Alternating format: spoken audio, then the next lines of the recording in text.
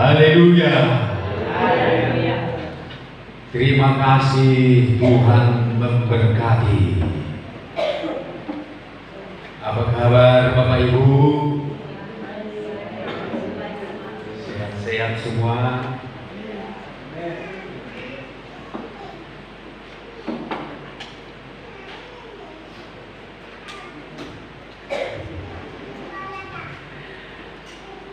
Mari kita tetap bersemangat walau apapun yang kita alami di hidup ini.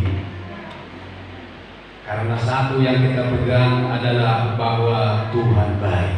Amin. Tuhan baik. Dia tidak pernah merancang yang jahat dan yang buruk bagi kita. Semua yang baik.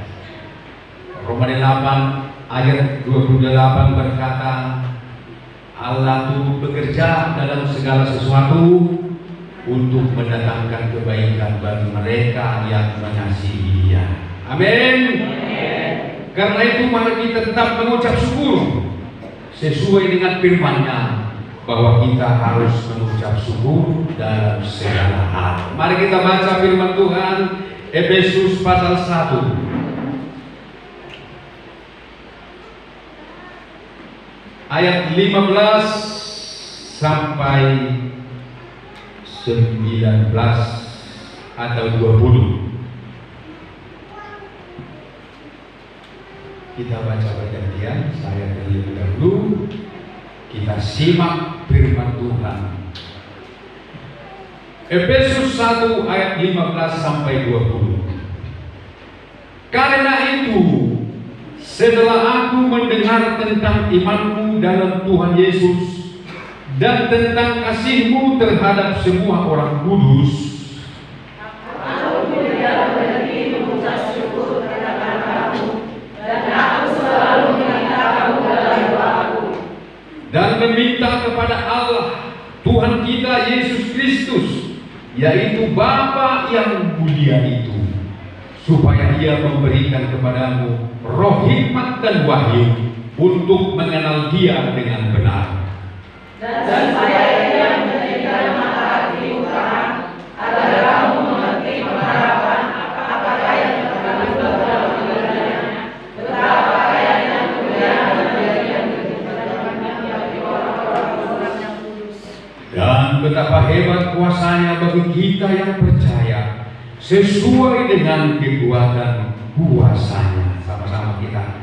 Yang dikerjakannya di dalam Kristus, dengan membangkitkan Dia dari antara orang mati dan mendudukkan Dia di sebelah kanannya di surga. Sekali lagi ayat 20. Yang dikerjakannya di dalam Kristus, dengan membangkitkan Dia dari antara orang mati dan mendudukkan Dia di sebelah kanannya di surga. Amin. Amin. Amin.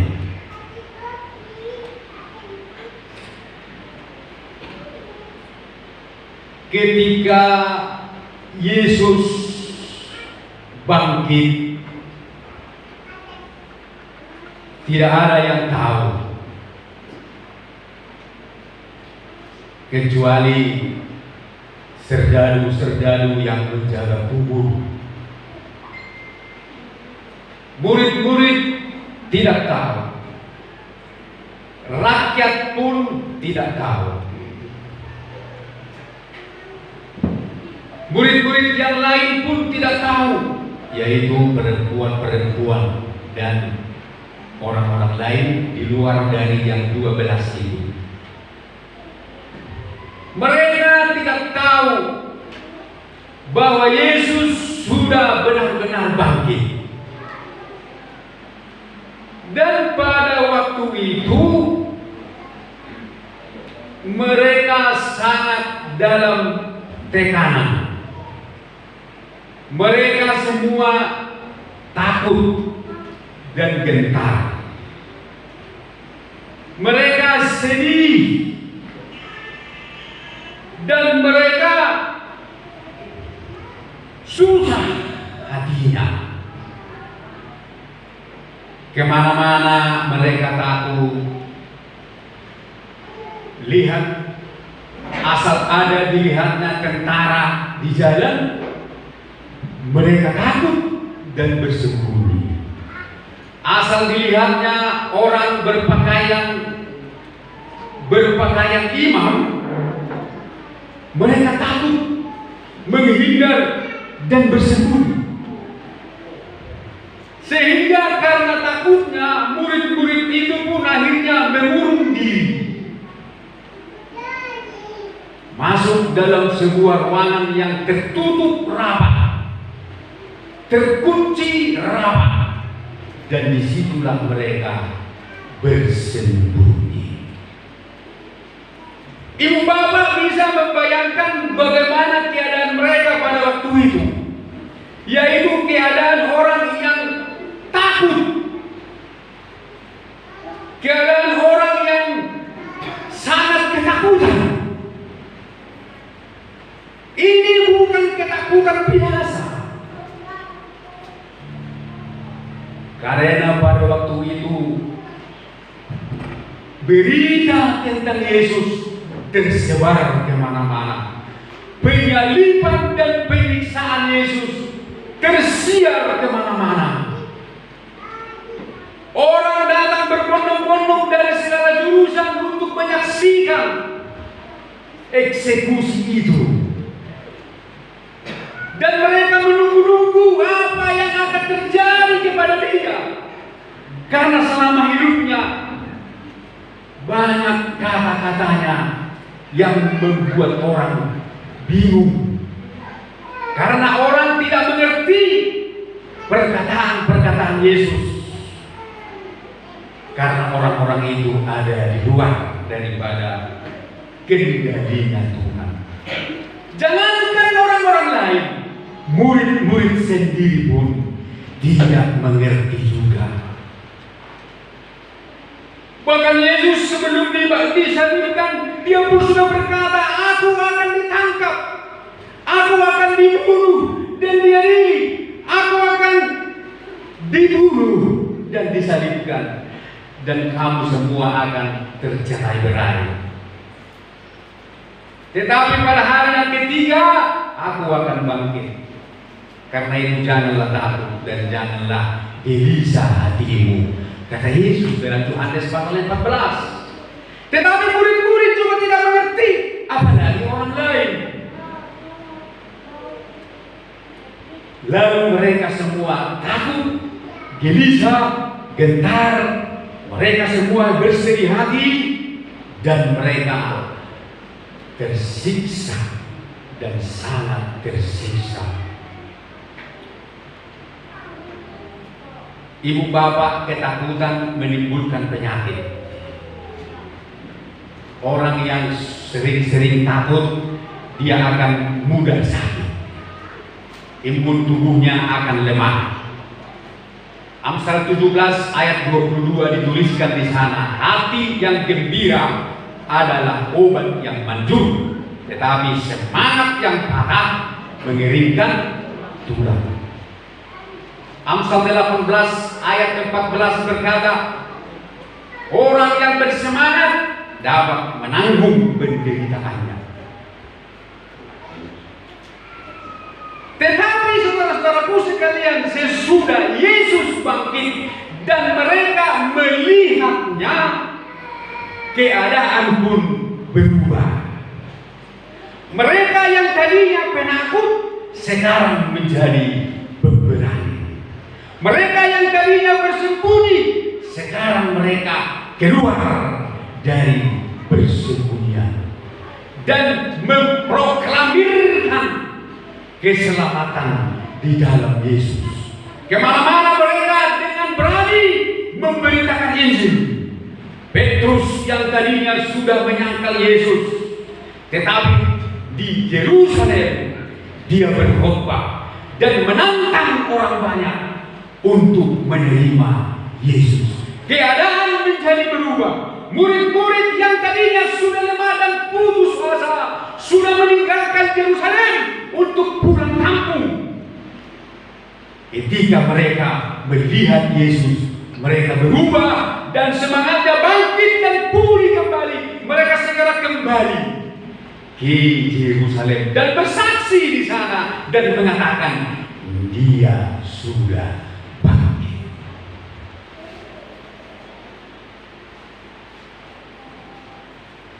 Tuhan Allah sudah menanggung dosa-dosa kita. Dia sudah menyembuhkan sakit penyakit kita.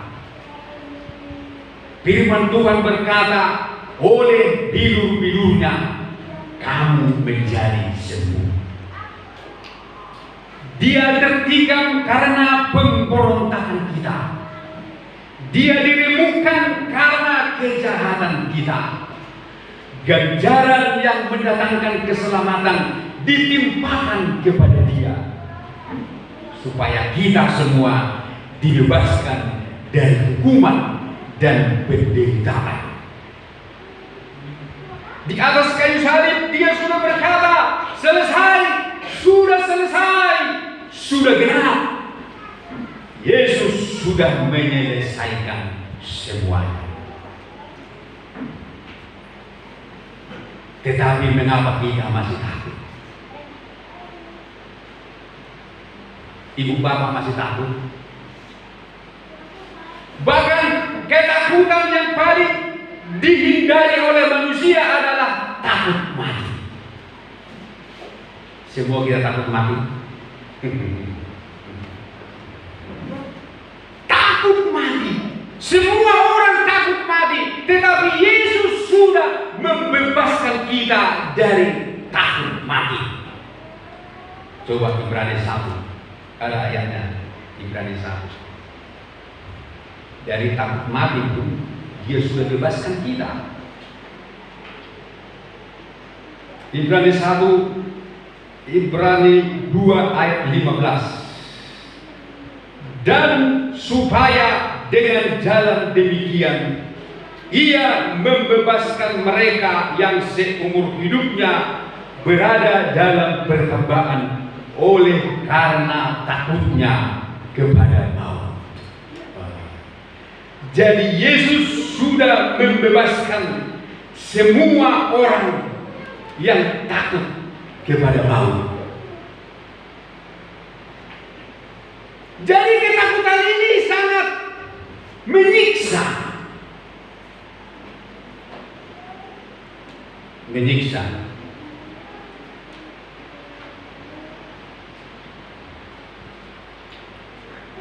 Saya sering menerima keluhan orang menceritakan bagaimana ketakutan itu rupa-rupanya sangat menyiksa.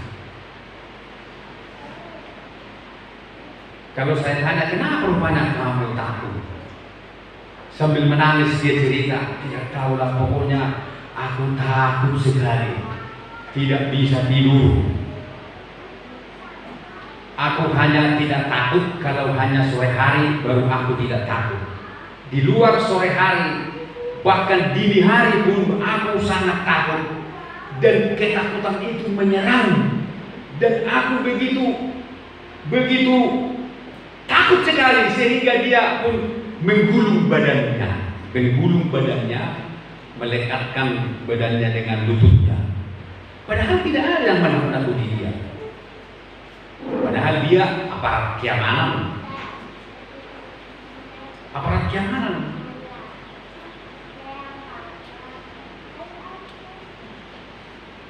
Tapi takut. Dan itulah yang terjadi. Dan ketakutan itu pun dialami oleh murid-murid pada waktu itu. Dan kita semua pun di dunia ini juga mengalaminya sekarang. Kita tidak takut kepada hantu, tidak takut kepada begu, tapi kita takut karena persoalan-persoalan hidup. Banyak yang membuat kita takut. Tetapi seperti murid-murid, setelah mereka melihat Yesus yang bangkit, mereka tidak takut lagi. Amin. mereka tidak takut sedikit pun. Kalau tadi Petrus takut sama anak kecil pun dia takut ketika anak kecil berkata, bro, kayaknya bro, muridnya dia itu, satu kamu muridnya ya. Apa kata Petrus? Bersumpah dia, bersumpah. Apa kau bilang? Aku tidak kenal dia. Dan dia lari, takut. Tetapi setelah mereka melihat Yesus yang bangkit, berjumpa dengan Yesus, mereka tidak takut lagi. Kuasa kebangkitan Yesus sangat hebat, menolong umatnya, menolong saudara dan saya dari ketakutan, dari masalah, dari kesulitan apapun yang sedang kita alami di dunia ini. Kuasa kebangkitan Yesus sanggup menolong kita. Badang apa berdoa amin? Jangan ragu-ragu. Kita harus optimis. Jadilah menurut percayamu, kata Yesus. Kenapa? Seperti yang sudah kita baca. Karena kebangkitan Yesus telah memberikan kepada kita 3 hal dalam pembacaan kita. Allah telah mengerjakan kepada kita, bagi kita 3 hal. Ayat 20, Efesus 1 ayat 20. Yang dikerjakannya, ini adalah Bapa atau Allah. Yang dikerjakan Allah, saya ganti saja, di dalam Kristus dengan membangkitkan Dia dari antara orang mati dan mendudukkan Dia di sebelah kanannya di surga. Apa yang dikerjakan Allah? Yang pertama ayat 16, ayat 18. Dan supaya Ia menjadikan mata hatimu terang, agar kamu mengerti pengharapan apakah yang terkandung dalam panggilannya. Yang pertama, Allah kerjakan bagi kita pengharapan. Dengan membangkitkan Yesus dari antara orang mati, maka kita mempunyai pengharapan yang tidak mengecewakan. Roma 5 ayat 5, dan pengharapan tidak mengecewakan. Jadi mengapa kita harus takut lagi? Kalau pengharapan yang begitu indah dan memukau Tuhan sediakan bagi saudara dan saya, mengapa kita harus bersembunyi di dalam ruangan yang tertutup? Mengapa kita tidak keluar untuk menyatakan bahwa kita adalah anak Tuhan? Karena Dia telah mengerjakan bagi kita pengharapan, dan Dia genapi semua itu. Dia menceraikan ketika Yesus dibangkitkan dari antara orang mati. Itulah makanya Paulus katakan dalam 1 Korintus pasal 15, jikalau Kristus tidak dibangkitkan, maka sia-sialah kepercayaanmu. Sia-sialah semua kalau Kristus tidak dibangkitkan. Tetapi yang benar adalah bahwa Kristus telah dibangkitkan, dan dengan membangkitkan Kristus, Dia menetapkan pengharapan bagi saudara dan saya. Apa yang Allah kerjakan selama bertahun-tahun, apa yang Allah sudah rancang selama beribu tahun, tahunnya manusia maksud saya, yang sudah Dia rancang dari sejak kekekalan, sekarang Dia tetapkan atau dia toko baru, dia putuskan dengan membangkitkan Yesus dari antara orang mati. Maka saudara dan saya memiliki pengharapan. Tadinya kita tidak punya pengharapan. Kenapa kita dalam hidup ini tidak bersemangat melayani Tuhan? Mengapa kita dalam hidup ini tidak bergairah kepada Tuhan? Tidak mau menyerahkan hidup sungguh-sungguh kepada Tuhan? Karena kita tidak tahu di dalam Tuhan ada pengharapan. Amin. Seandainya kita melihat pengharapan itu, maka kita semua pasti berapi-api melayani Tuhan. Itulah sebabnya Rasul Paulus ini dia berdoa. Dengan sungguh-sungguh Paulus berdoa supaya jemaat Efesus matanya terbuka melihat pengharapan itu.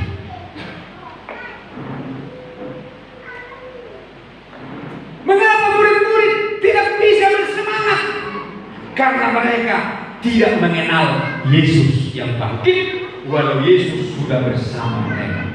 Karena mata mereka tidak terang, mata mereka goda. Maka Paulus berdoa agar menjadikan mata hatimu terang, untuk dapat mengenal Dia, melihat Yesus yang bangkit. Karena Yesus yang bangkit, Allah sedang mengerjakan yang pertama, pengharapan yang tidak mengecewakan bagi saudara dan saya. Haleluya. Ibu-ibu bersukacita sajalah, bersukacita sajalah. Tidak hanya orang yang cantik bersukacita, yang jelek seperti saya pun lebih bagus bersukacita supaya tidak nampak jeleknya. Amin. Ada sudah jelek gak bersukacita dah. Kalau yang kata cantik itu gak bersukacita pun sudah indah mereka dilihat. Tapi yang jelek-jelek menurut dunia kalau bersukacita menjadi cantik. Bersukacita karena pengharapan. Yang kedua, apa yang dikerjakan oleh Allah bagi kita? Yaitu ayat selanjutnya, di situ jelas semua. Betapa kayanya, betapa kayanya kemuliaan bagian yang ditentukannya bagi orang-orang kudus. Apa itu Bapak? Kemuliaan, kekayaan kemuliaan. Dia telah menyediakan kemuliaan yang kaya bagi kita. Filipi 4 ayat 19 berkata, Allahku akan memenuhi segala keperluanmu menurut kekayaan dan kemuliaannya di dalam Kristus Yesus. Menurut kekayaan dan kemuliaannya, Allah mengerjakan kekayaan kemuliaan bagi kita dengan membangkitkan Yesus dari antara orang mati. Maka kita melihat dan memiliki kekayaan kemuliaan yang selama ini kita tidak lihat. Itulah sebabnya ketika Yesus bangkit dari antara orang mati, Dia memberi murid-muridnya sarapan. Ketika Petrus menangkap ikan pergi dengan murid-murid yang lain ke Danau Tiberias. Mereka tidak mendapat apa-apa, padahal mereka sudah lama menebarkan jala. Capek dan lelah mereka telah alami, tetapi ikan tidak ada dapat. Sarapan pun mereka belum. Pada waktu itu datanglah Yesus ke sana. Yesus berteriak kepada mereka, "Hai anak-anak, adakah padamu lauk pauk?" kata Yesus. Petrus yang begitu serius menangkap ikan karena sudah lapar. Petrus berkata, "Tidak ada." Dia jawab dengan ceplos karena dia fokus kepada menangkap ikan. Lalu murid yang lain berkata, terus, apa kau bilang itu Tuhan itu? Tuhan, itu Tuhan lu. Apa kau bilang?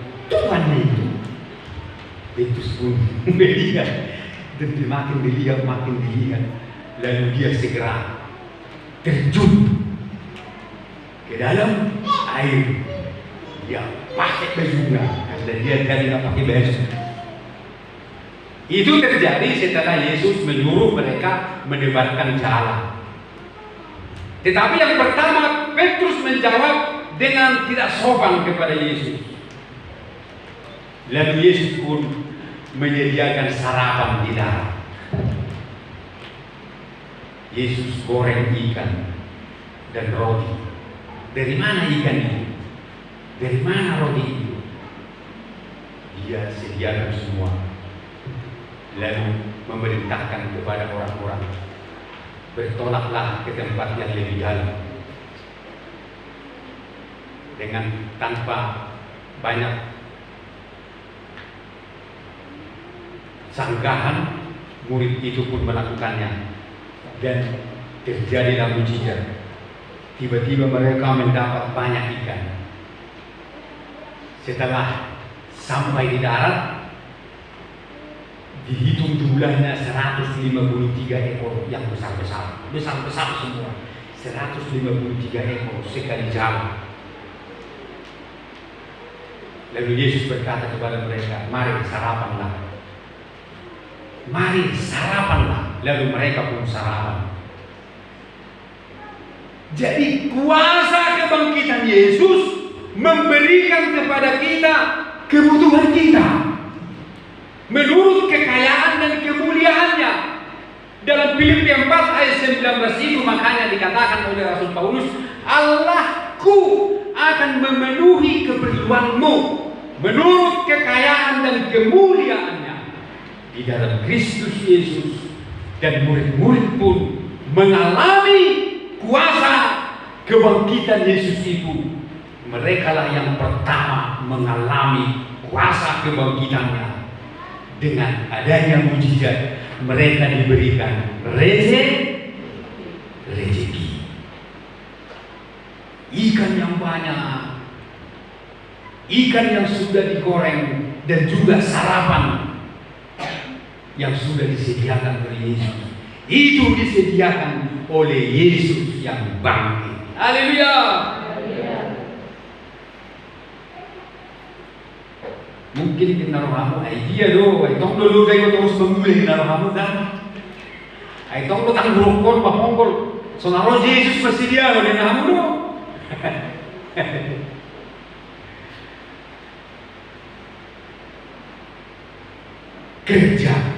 Pekerjaan kita diberkati Tuhan. Biarpun itu sedikit, tetapi kalau diberkati Tuhan, yang sedikit itu bisa menjadi banyak. Amin. Tetapi kalau banyak sekali, kalau tidak diberkati Tuhan, itu semua bisa membuat bocor. Entah kemana. Ada saja kalau tidak diberkati oleh Tuhan. Yesus yang bangkit sanggup memberkati saudara dan saya. Bapak-bapak jangan takut. Halo bapak-bapak. Mungkin bapak-bapak sudah capek bekerja di ladang, tetapi juga hasil tidak memuaskan. Tetapi tetaplah percaya kepada Yesus. Percayalah kepada Dia yang sudah disalibkan itu. Dia yang sudah bangkit dari antara orang mati, sanggup memberi saudara dan saya makan tiap hari. Amin. Sanggup Dia. Asal kita percaya dan melihat Dia yang sudah bangkit. Percaya saja ibu bapak, tidak ada yang mustahil bagi Tuhan. Hidup orang percaya adalah mujizat. Karena itu jangan diandalkan pikiran. Amsal 3 ayat 5 berkata, percayalah kepada Tuhan dengan segenap hatimu dan janganlah bersandar kepada pengertianmu sendiri. Akuilah Dia dalam segala lakumu, maka Ia akan meluruskan jalanmu. Dikatakan lagi, janganlah engkau menganggap dirimu sendiri bisa. Amin. Jangan merasa bisa. Akuilah Tuhan. Yang ketiga, apalagi yang dikerjakan oleh Yesus dengan kebangkitannya, Dia menyediakan bagi kita kuasanya yang hebat. Dan betapa hebat kuasanya bagi kita yang percaya, yang dikerjakannya di dalam Kristus dengan membangkitkan Dia dari antara orang mati. Luar biasa. 3 hal ini mari kita miliki. Pengharapan, kekayaan, kemuliaan, dan kuasanya yang hebat. Kuasanya yang hebat. Yesus yang bangkit itu tidak bisa lagi dibatasi oleh gedung, oleh tembok, oleh apapun. Ketika murid-murid berkumpul dalam ruangan yang tertutup, Yesus masuk menembus tembok dengan kuasa kebangkitannya. Amin. Luar biasa. Dia tidak perlu masuk pintu. Tembok yang tebal dan kuat tidak bisa menghalangi. Bahkan dunia ini, bumi ini tidak bisa menahan Dia. Gravitasi bumi, daya tarik dunia tidak bisa menahan Dia. Dia terangkat ke surga sesuka hatinya. Amin. Dia datang dan pergi sesuka hatinya. Soalnya karena Dia memiliki kuasa kebangkitan. Haleluya. Gravitasi bumi tidak bisa menahan Dia. Dia naik ke surga. Tembok-tembok yang tebal tidak bisa membatasi Dia. Dia bisa melakukan semuanya. Itulah kuasa kebangkitan Yesus yang juga diberikan kepada saudara dan saya. Hingga pada suatu saat nanti kita semua juga akan terangkat dari bumi ini, naik ke surga sama seperti Yesus. Dunia ini, bumi ini tidak bisa menahan kita. Amin ibu bapak. Jadi sungguh hebat kuasa kebangkitan Yesus. Sungguh hebat apa yang dikerjakan Allah bagi kita di dalam kebangkitan Kristus ini. Luar biasa. Karena itu mari kita bersukacita, mari kita bergembira, mari kita bersemangat ikut Tuhan, bersemangat melayani Tuhan. Jangan banyak pikir, pikir saja Tuhan. Kolose 3 ayat 1 sampai 3 berkata, pikirkanlah perkara yang di atas, jangan hanya yang di bumi saja. Amin. Pikirkan. Carilah dahulu kerajaan Allah serta kebenarannya, maka semuanya akan ditambahkan kepadamu.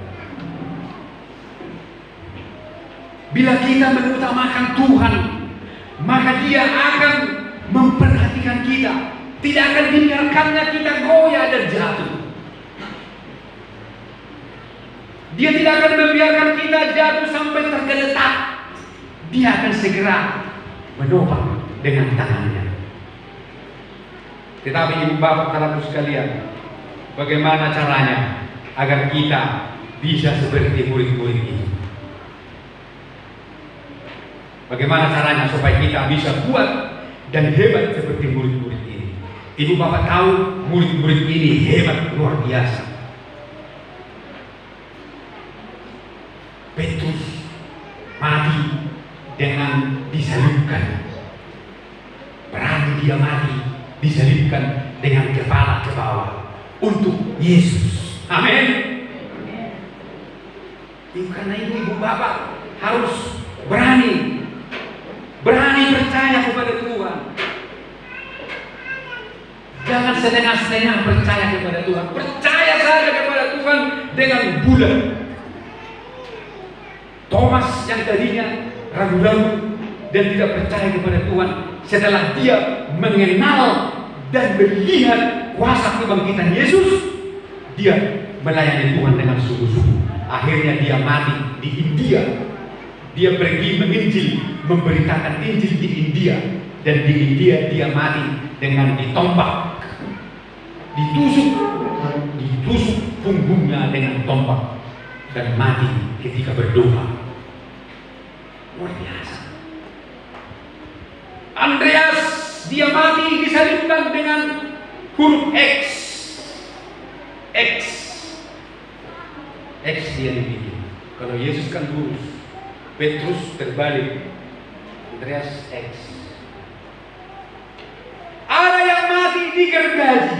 Ibu bapak bayangkan, mati digergaji. Waduh, bagaimana rasanya digergaji hidup ini? Tetapi itulah yang mereka cari, itulah yang mereka inginkan, karena mereka merasa berbahagia bila ikut menderita seperti penderitaan Yesus. Mereka anggap itu kebahagiaan, bukan kemalangan, bukan kutuk. Yesaya atau Yeremia, yang mana yang jelas? Salah satu yang mana ini? Wang matinya itu tahu kenapa matinya? Ditarik kuda.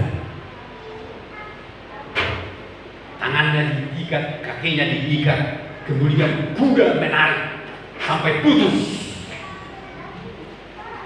Sakit ya. Sampai putus kakinya, putus. Ngeri-ngeri sedap. Kenapa mereka bisa begitu menyerahkan diri kepada Tuhan? Karena mereka melihat Yesus yang bangkit. Karena kuasa kebangkitan Yesus itu ada di dalam diri mereka, sehingga mereka tidak menyayangkan nyawanya pun, tetapi dia serahkan semuanya utuh kepada Tuhan, karena dia percaya di sorga tubuhnya yang sudah tercerai-berai akan utuh kembali dalam kemuliaan, dimuliakan di hadapan Allah. Amin ibu bapak. Kita harus mencari kemuliaan yang dari Tuhan. Tetapi bapak ibu saudaraku sekalian, sekarang kita akan melihat sedikit lagi bagaimana caranya supaya kita bisa. Yang pertama, Paulus berdoa. Yang pertama, kita berdoa. Berdoa memohon kepada Tuhan agar kita bisa melihat kuasa kebangkitannya. Itu yang pertama. Jangan putus-putus berdoa. Amin. Firman Tuhan berkata, tetaplah berdoa. Efesus 6 ayat 8 atau ayat 9. Di sana dikatakan, berdoalah setiap waktu di dalam roh.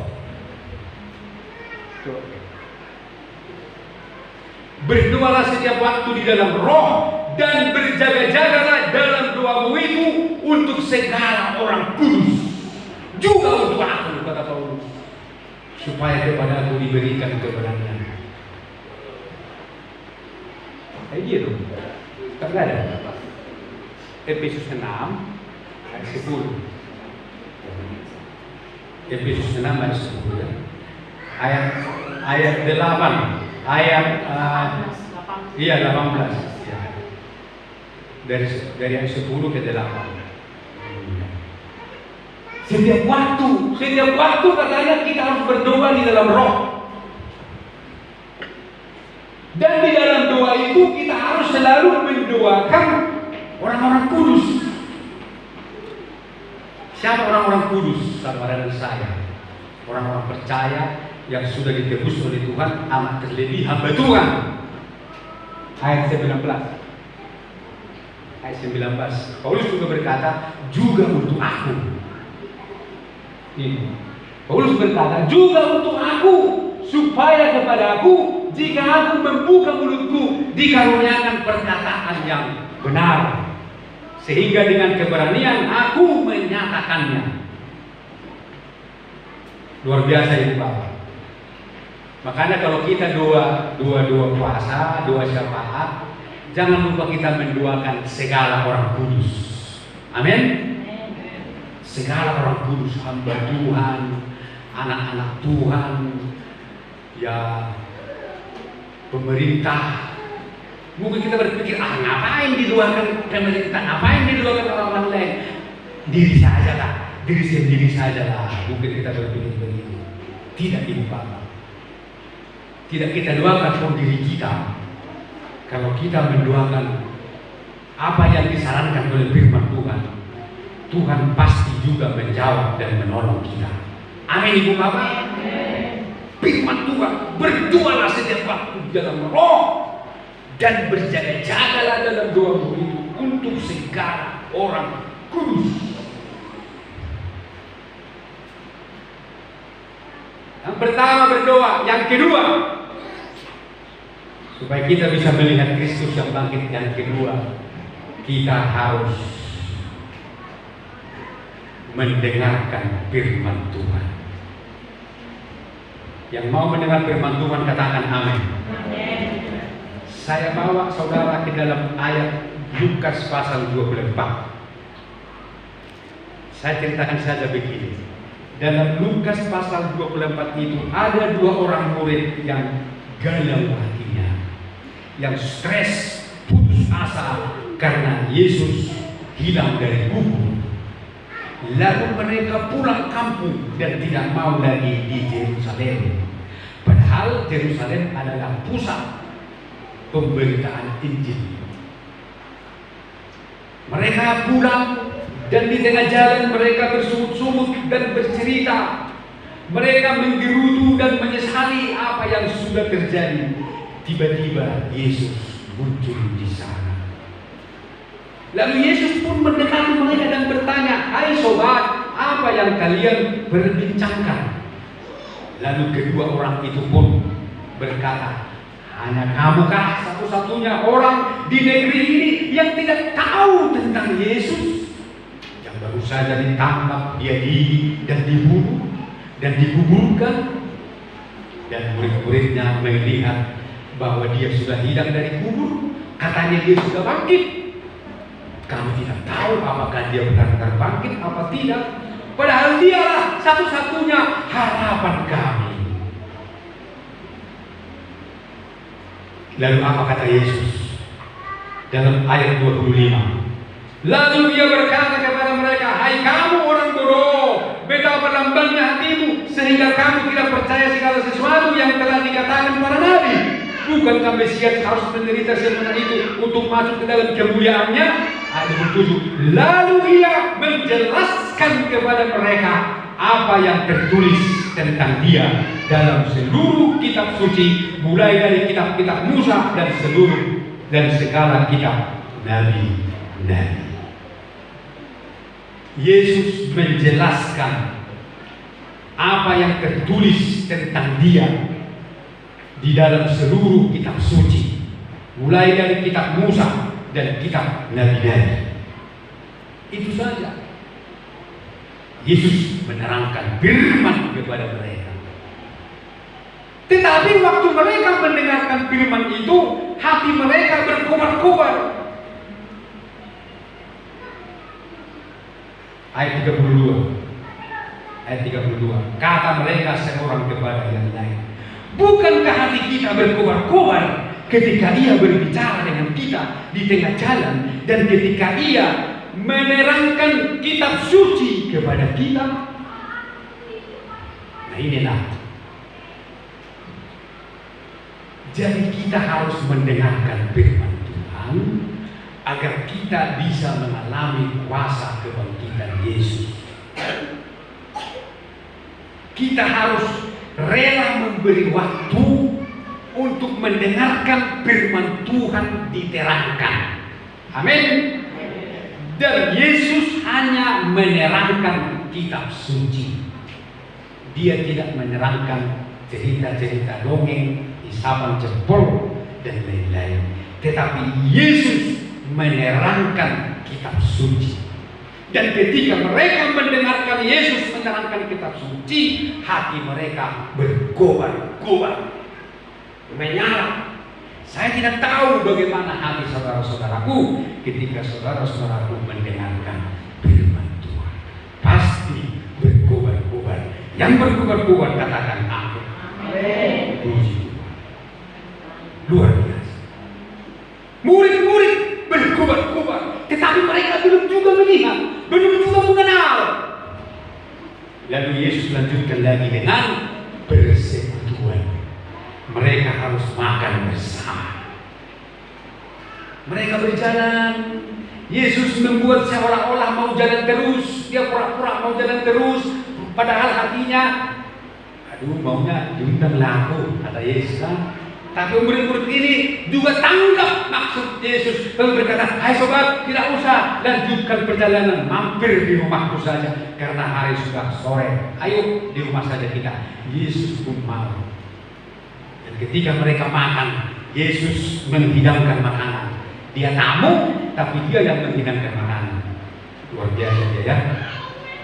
Dia tamu, tapi dia yang memecahkan roti, membagi-bagi roti.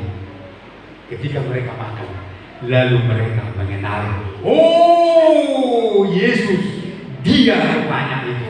Ketika mereka melihat dia, Yesus langsung menghilang.